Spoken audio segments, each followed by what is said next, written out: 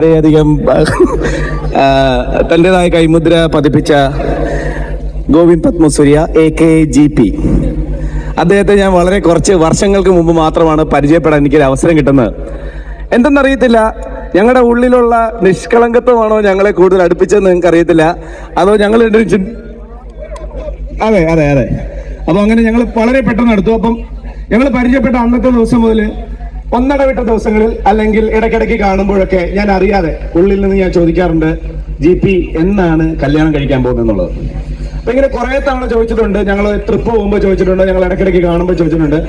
അപ്പോഴൊക്കെ എല്ലാവരുടെയും എടുത്ത് പറയുന്ന പോലെ ഒരു ഒഴിഞ്ഞു മാറ്റമായിരുന്നു. അങ്ങനെ കുറെ നാളുകൾക്ക് ശേഷം GP എന്നെ വിളിക്കുകയാണ്. എടാ നീ എവിടെയാണ്? GP ഇടപെട്ട് ഓഫ് ചെയ്തു. അങ്ങനെ കുറെ നാളുകൾക്ക് ശേഷം out of the blue GP കാര് വിളിക്കുകയാണ്. സോറി, ഇപ്പൊ ഗാരു എന്ന് വിളിക്കണമല്ലോ. GP കാര് വിളിച്ചു, നീ എവിടെയാണെന്ന് ചോദിച്ചു. അപ്പൊ ഞാൻ അസർബൈജാനായിരുന്നു. അപ്പൊ ഞാൻ പറഞ്ഞു, GP കാര് ഞാൻ അസർബൈജാനാണ്, എന്താണ് കാര്യം എന്ന് വെച്ചു. എനിക്ക് നിന്നെ നേരിട്ടൊന്ന് കാണണം, എനിക്ക് നിന്നോട് ഒരു കാര്യം സംസാരിക്കാനുണ്ടെന്ന് പറഞ്ഞു. അപ്പൊ എന്താ കാര്യം എന്ന് അറിയത്തില്ല. ഞാൻ ചോദിച്ചു, എന്തെങ്കിലും അത്യാവശ്യം ഉണ്ടോ? ഞാൻ പിന്നെ ഫോണിൽ കൂടെ പറഞ്ഞാൽ മതി എന്ന് ചോദിച്ചു. ഇല്ല, ഫോണിൽ കൂടെ പറയത്തില്ല, എനിക്ക് നേരിട്ട് പറയണം. അപ്പൊ പാരലി വേറൊരു കഥ നടക്കുന്നുണ്ട്. ആ കഥ പറയാനായിട്ട് കാതികൻ വിനോദിനെ ക്ഷണിച്ചോളൂ.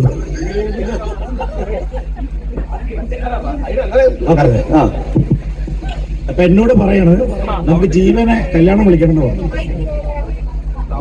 എന്റെ സൗണ്ട് പോയതാ. എല്ലാരും ക്ഷമിക്കണം, ഇന്നലത്തെ ഹൽദി ഇദ്ദേഹമായിരുന്നു ആങ്കർ ചെയ്തത്. അത് ചെറുതായിട്ട് സൗണ്ട് പോയിട്ടുണ്ട്, അല്ലാതെ ചാടയ്ക്ക് വേണ്ടി ബാസ് എടുത്തല്ല. അല്ല, അപ്പൊ ഞാൻ പറഞ്ഞു ഒരു കാര്യം ചെയ്യേ, ഒന്നല്ലെങ്കിൽ വീഡിയോ കോൾ വിളിക്കേ അല്ലെങ്കിൽ ഫോൺ ചെയ്യാൻ പറഞ്ഞു. എനിക്ക് നേരിട്ട് വിളിക്കണം, നേരിട്ട് ചെന്ന് എന്നെ വിളിക്കണം എന്ന് പറഞ്ഞു. അപ്പൊ ഞാൻ പറഞ്ഞു ശരി, വെയിറ്റ് ചെയ്യാം. അപ്പൊ ജീവൻ പറഞ്ഞു ഞാനിവിടെ ഉണ്ട്, ഓക്കെ ഞങ്ങൾ അങ്ങോട്ട് വരാം. കുറച്ച് കഴിഞ്ഞ് വിളിച്ചു, ഞാനിപ്പോ അവിടെ ഇല്ല, ഞാൻ വേറെ സ്ഥലത്താണ്. അല്ല, ഇങ്ങനെ പല സമയത്ത് വിളിക്കുന്നുണ്ട്. വിളിക്കുമ്പോൾ ഞാൻ പുറത്തായിരിക്കും. അപ്പൊ ഞാൻ പുറത്ത് പോയിട്ട് തിരിച്ചു വരുമ്പോൾ, ഞാൻ എറണാകുളത്ത് വരുമ്പോൾ ഞാൻ GP വിളിക്കും. ഞാനിപ്പോ ഇന്നതുപോലെ എറണാകുളത്ത് എത്തിയിട്ടുണ്ട്, നമുക്ക് കാണുമെന്ന് പറയും. എടാ ഞാനില്ല, ഞാൻ അത്യാവശ്യമായിട്ട് പട്ടാമ്പി വന്നിരിക്കുകയാണ്, അല്ലെങ്കിൽ ഞാൻ ഇപ്പോ ഹൈദരാബാദിലാണ്, ഞാനിപ്പോ മുംബൈയിലാണ്. അങ്ങനെ പല സ്ഥലത്ത് ഓടി നടക്കുന്ന ആളാണ്, നിങ്ങൾക്കൊക്കെ അറിയാമല്ലോ. അപ്പൊ ഞാൻ നാട്ടിൽ വരും, GP നാട്ടിൽ നിന്ന് പോവും, GP നാട്ടിലേക്ക് വരും, ഞാൻ നാട്ടിൽ നിന്ന് പോവും. അങ്ങനെ എൻഗേജ്മെന്റ് നടക്കുന്നത് ഞാൻ വളരെ സങ്കടത്തോടാട്ടോ പറയുന്നത്. ഏറ്റവും അടുത്ത കൂട്ടുകാരന്റെ എൻഗേജ്മെന്റ് ഏറ്റവും ലാസ്റ്റിൽ അറിയുന്ന ഒരു കൂട്ടുകാരന്റെ വിഷമത്തോടു കൂടിയാണ് ഞാൻ നിങ്ങളോട് സംസാരിക്കുന്നത്. എന്റെ മുഖത്തോട് കാണത്തില്ല, പക്ഷെ എന്റെ ഉള്ളിൽ നല്ല വിഷമമുണ്ട്. അങ്ങനെ ഏറ്റവും ലാസ്റ്റ് നിശ്ചയത്തിന്റെ 2 ദിവസം മുമ്പ് അതല്ല ഞാൻ ചോദിച്ചു, ഇടയ്ക്ക് കയറാൻ പാടില്ല, ഇടയ്ക്ക് കയറാൻ പണ്ടേ ഉള്ളതാ. ഏതെങ്കിലും ഒരു കലാകാരൻ വളർന്നു വരുമ്പോ മുളയിലെന്നുള്ളത് ഇതുള്ളതാ പണ്ട്. അതല്ല കണ്ടോ ഇതേപോലെ മൈക്ക് കഴുകി. അല്ല വിനോദേട്ടൻ മരിച്ച് സംഭവം എനിക്ക് ട്രോളാണെങ്കിലും ഒരു നല്ല കണ്ടന്റ് ഇവിടെ കിടന്ന് ചീഞ്ഞു നാറുമ്പോ ഒരു അവതാരകനായിട്ടുള്ള എനിക്ക് അവിടെ നിൽക്കാൻ സാധിക്കില്ല. ഇനി ഞങ്ങൾ രണ്ടുപേരും കൂടി ഏറ്റെടുത്ത് ആ കഥ പറഞ്ഞോളാം. കാര്യം എനിക്കുള്ള സംഭവമാണെങ്കിലും. അപ്പോ ഇത് വിനോദേട്ടനാണെന്ന് വിചാരിച്ചാൽ മതി. അപ്പൊ ഞാൻ വിനോദേട്ടന്റെ അടുത്ത് പറയുന്ന കാര്യം ഇതാണ്, കല്യാണം കഴിക്കാൻ തീരുമാനിച്ചു. അപ്പൊ ഈ കല്യാണം കഴിക്കാൻ തീരുമാനിച്ച കാര്യം നിങ്ങളുടെ റോള് കഴിഞ്ഞു. സ്റ്റേജിൽ കല്യാണം കഴിക്കാൻ തീരുമാനിച്ചു. അപ്പോ എനിക്കിത് കഴിയുന്നതും ആളുകളെ നേരിട്ട് പോയി അറിയിക്കണം എന്നുണ്ടായിരുന്നു. അപ്പൊ ഇവിടെയുള്ള എന്റെ ഏറ്റവും സ്പെഷ്യൽ ആയിട്ടുള്ള ഒരു എല്ലാ ഫ്രണ്ട്സിനെയും ഞാൻ നേരിട്ട് പോയിട്ടാണ് എന്റെ വിവാഹ ന്യൂസ് പറഞ്ഞത്. അപ്പൊ സ്വാഭാവികമായിട്ടും ജീവൻ എടുത്തത് പറയണമെന്നുണ്ടായിരുന്നു. അപ്പൊ ജീവനെ വിളിച്ചപ്പോ അസർബൈജാൻ. ഞാൻ പറഞ്ഞു അസർബൈജാനൊന്നും പ്രശ്നമില്ല, ഒന്ന് വരട്ടെ, ഞാൻ നേരിട്ടേ പറയുള്ളൂ. അപ്പൊ ഞാൻ കല്യാണം ഇത് തീരുമാനിച്ച് ഒരാഴ്ച 2 ആഴ്ച കഴിഞ്ഞാൽ അസർബൈജാനിൽ എത്തി. ഞാൻ കാണാന്ന് വിചാരിച്ചു. അന്ന് പിന്നെ എനിക്ക് തിരക്കായിട്ട് ഞാൻ കേരളത്തിൽ നിന്ന്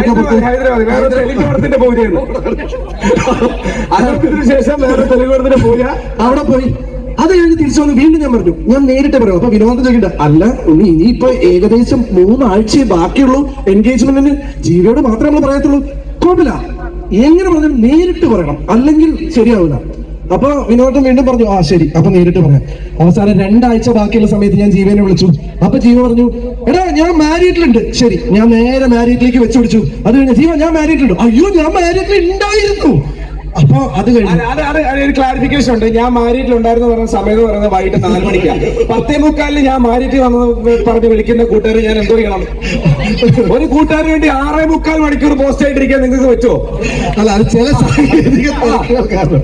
അത് പോട്ടെ, ഓക്കെ, അത് വിട്ടു പറഞ്ഞു. അതും കഴിഞ്ഞ് അവസാനം ഒരാഴ്ച മാത്രം ബാക്കിയുള്ള സമയത്ത് വിനോദേട്ടൻ വീണ്ടും എന്റെ അടുത്ത് വന്ന് പറഞ്ഞു, ജീവയുടെ അടുത്ത് മാത്രം പറഞ്ഞിട്ടില്ല കേട്ടോ. അപ്പൊ ഞാൻ പറഞ്ഞു, വീണ്ടും നേരിട്ട് പറയണം, എന്തൊക്കെ സംഭവിച്ചാലും നേരിട്ട് പറയണം.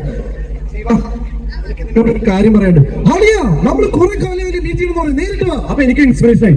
കണ്ട, അവൻ പറഞ്ഞു കേട്ടാ, അവൻ നേരിട്ട് വരാൻ പറഞ്ഞു. അവൻ എന്താ കാര്യം എന്ന് പോലും അറിയില്ല, അപ്പോഴും നേരിട്ട് വരാൻ പറഞ്ഞു. കാര്യം ഞാൻ 2 തവണ ഫോണിൽ കൂടെ കാര്യം നമ്മൾ നേരിട്ട് പറയണോ, ഫോണിൽ കൂടെ പറഞ്ഞ പോലെ ചോദിച്ചു. ഇല്ല, എനിക്ക് നിന്നോട് നേരിട്ട് പറയാം. എന്നിട്ട് ഞാൻ ജീവനോട് ചോദിച്ചു, ജീവ എങ്ങോട്ടാ വരണ്ട്? ദുബായിലേക്കോ? ആടാ, ഞാൻ രാത്രി ദുബായി പോയിടാ. ഇതിങ്ങനെ പോയി അവസാനം 3 ദിവസം ബാക്കി എൻഗേജ്മെന്റിന്. 3 ദിവസം ബാക്കി. അപ്പൊ ഞാൻ ഫോൺ എടുത്തിട്ട് നീ സംസാരിക്കണ മൂത്തോട് നിൽക്കുമ്പോ ചെറിയ സംസാരിക്കാം. 3 ദിവസം കഴിഞ്ഞിട്ട് ഞാൻ ജീവനെ ഫോൺ വിളിച്ചു പറഞ്ഞു, ജീവ എനിക്കൊരു കാര്യം പറയാനുണ്ട്. അപ്പൊ ജീവ പറഞ്ഞ മറുപടി, അറിയോ? പറഞ്ഞു. അല്ലെ, നമുക്ക് നേരിട്ട് കണ്ട് പറഞ്ഞാൽ പറയാം. എന്തായാലും ഇത്രേ, ഞാനാണ് മറ്റന്നാ കാലിക്കട്ട് വരെ പോകുന്നുണ്ട്. ഞാൻ ഒരു കാര്യം ചെയ്യാം, പട്ടാമ്പി വഴി വരാം. എടാ, അപ്പൊ നീ ഒരു കാര്യം ചെയ്യും, ബ്രേക്ക്ഫാസ്റ്റ് കഴിക്കാം. ഐഡിയ അല്ലെ? അതാകുമ്പോ നല്ല ദോശ. നീ ഒറ്റയ്ക്കാണോ? ഞാനും ഉണ്ടാവും, എന്റെ കൂടെ ഒരു പയ്യനും ഉണ്ടാവും. പക്ഷെ കുഴപ്പമില്ല, ദോശ നോ ഇഷ്യൂസ്. ഞാൻ വീട്ടിൽ പറയാം, നമ്മുടെ അടുത്ത് പറയാം. അപ്പൊ നമ്മൾ ഒരുമിച്ച് ബ്രേക്ക്ഫാസ്റ്റ് കഴിക്കുന്നു.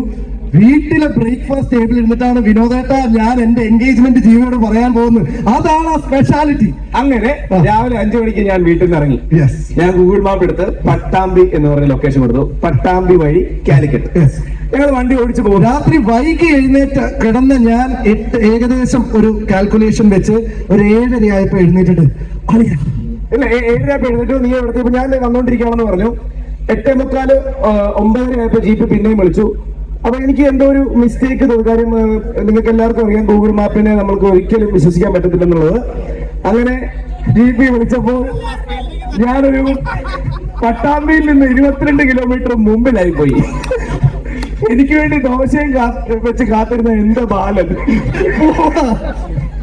അപ്പൊ ഞാൻ പറഞ്ഞു, ജീവ എനിക്കൊരു കാര്യം പറയാനുണ്ട്. അപ്പൊ പറഞ്ഞു, എടാ ഞാൻ കോഴിക്കോട് പോവാണ്, കോഴിക്കോട് എത്തിയിട്ട് വിളിക്കാം. അപ്പൊ ഞാൻ, നീ കോഴിക്കോട് പോകണോ? അപ്പൊ എൻഗേജ്മെന്റ് കോഴിക്കോട്. എടാ ഞാൻ നേരിട്ട് കാണാം.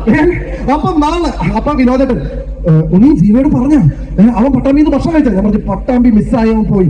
എന്റെ ഉണ്ണി 3 ദിവസം സ്വന്തം സുഹൃത്തിന്റെ അടുത്ത് എൻഗേജ്മെന്റ്. അവൻ ന്യൂസിലോട്ട് അറിഞ്ഞ പ്രശ്നമായിട്ടോ, ഇത് ലീക്കാവാൻ അധികം സമയമൊന്നും വേണ്ട. വിനോദേട്ടാ, കോഴിക്കോടാണ് അവനുള്ളത്. എൻഗേജ്മെന്റിന്റെ തലേ ദിവസം കോഴിക്കോട്. ഞാൻ നേരിട്ട് പോയി അവനെ കണ്ട് ഞാൻ പറയുന്നതായിരിക്കും. അപ്പൊ എന്റെ കൂടെ ഒരു പയ്യനുണ്ട്, ജീപ്പി ചേട്ടൻ കുറെ ദിവസമായിട്ട് വിളിക്കുന്നല്ലോ. അപ്പൊ ഞാൻ പറഞ്ഞു നേരിട്ട് പറയാന്നാ പറഞ്ഞത്. അപ്പൊ എന്നെന്തായാലും ഞാൻ കോഴിക്കോട് ഉണ്ടല്ലോ. അപ്പൊ ജീപ്പി കോഴിക്കോടെത്തും. വൈകിട്ട് റൂമിലേക്ക് വരുന്നു, ജീപ്പിയെ കാണുന്നു, കഥ എന്താണ് കാര്യം കേൾക്കുന്നു, നമ്മളിത് വൈൻഡപ്പ് ചെയ്യുന്നു.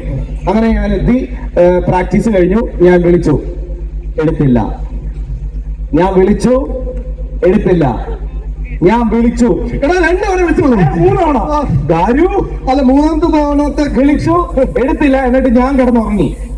പിറ്റേ ദിവസം സത്യം പുകയുടെ രൂപത്തിൽ പിറ്റേ ദിവസം ഞാൻ എഴുന്നേക്കുന്ന വിനോദം പറഞ്ഞ വീഡിയോ കോൾ ചെയ്തേ പറ്റൂ. ഇന്നും കൂടി കഴിഞ്ഞ നാളെ രാവിലെ എൻഗേജ്മെന്റ് ആണ്, ഇത് പുറത്താവാൻ പോവാണ്.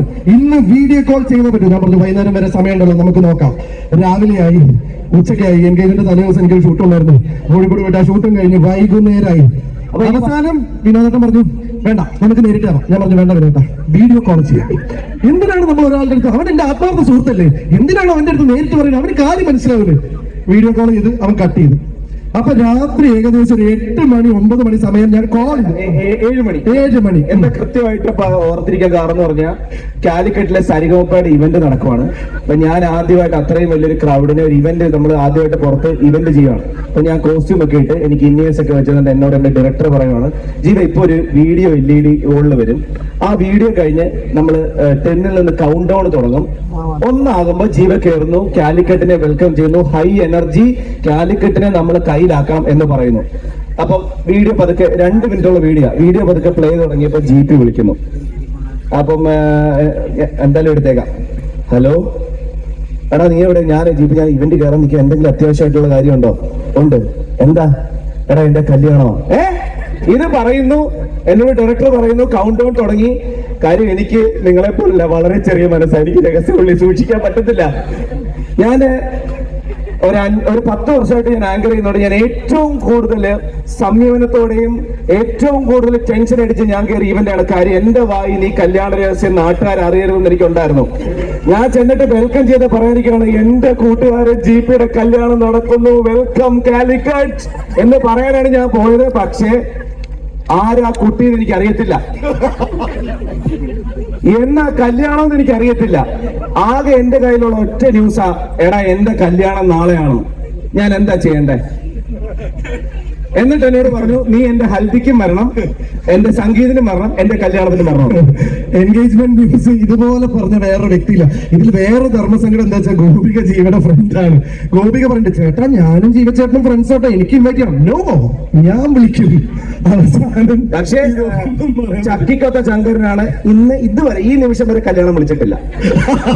ഈ നിമിഷം വരെ ഗോപികയുടെ ഫ്രണ്ട്സ് ഫാമിലി എല്ലാവരും ഉണ്ടല്ലോ അല്ലേ? വണ്ടർഫുൾ ടീമാണെന്നല്ലേ നിങ്ങൾ പറയുന്നത്? വെരി ഗുഡ് ക്യാപ്റ്റൻ നിങ്ങൾക്ക് കിട്ടിയിരിക്കുന്നത്.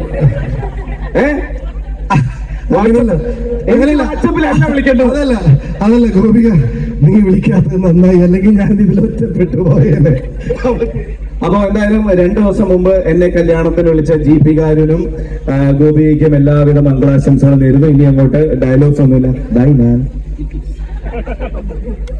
അപ്പൊ ഇനി അങ്ങോട്ട് ഡാൻസ് മാത്രമേ ഉള്ളൂ.